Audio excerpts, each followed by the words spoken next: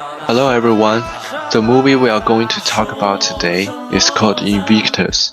It is a movie about a man who overcomes the difficulties and becomes a unique leader and unites his people to achieve national unity through sportsmanship. After serving imprisonment of 27 years when Mandela is elected as the president of South Africa, Mandela is faced with the challenge of uniting the people of the country and eradicating racism, which has been prevalent during his time. He encouraged the white people to stay in the office and improve their vision and confidence. Despite facing oppression at the hand of Africans, he wants their help to running the government with peace and collaboration. He has the strong ability to forgive and let go.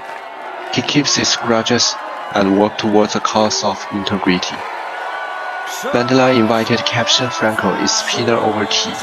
They talk about philosophy of leadership and how to inspire a team when Mandela explained inspiration. Mandela to Franco is, we need an inspiration from us, because to build our nation, we must exceed all our expectations. He broke the wall between the team and the blacks. Mandela handshakes with Ruby team. He openly supports the team and sent a clear message that the Springboks should have the support of not just white but all South Africans. He not only wants to boost the team confidence, but also inspire them for their upcoming tasks and challenges. Mandela. The world can be changed by sports. Few things has its ability to move people, inspire them, and bring them together. It has greater capacity to dissolve racial barriers than governments do. Instead of picking a side, black or white, President Mandela decided to fight for a united South Africa. He appointed white bodyguards in the office.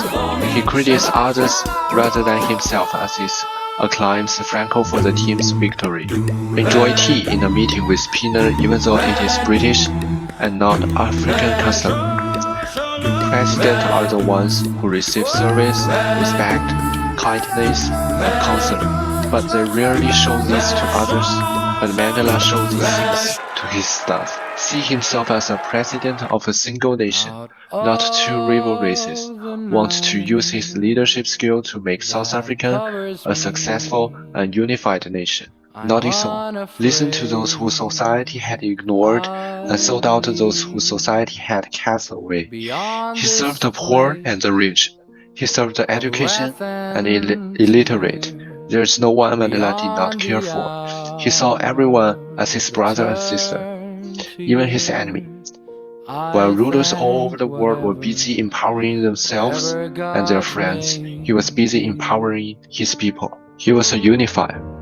As the old adage goes, united we stand, divided we fall. When Mandela took power, he sought to bring whites, blacks, and other minorities together. Some expected him to favor blacks, particularly those from his Xhosa tribe, but because of his vision for a rainbow nation, South Africa is currently benefiting from its rich diversity economically, intellectually, and culturally.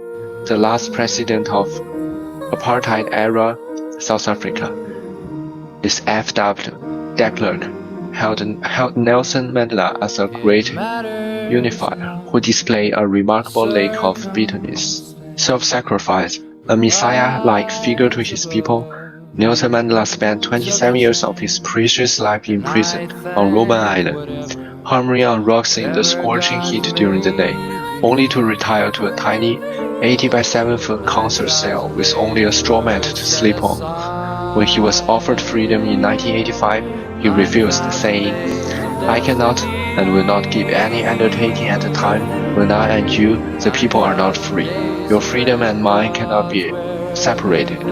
Compassion. It is easy to forgive a stranger and easy to forgive a friend, but how difficult it is to forgive an enemy.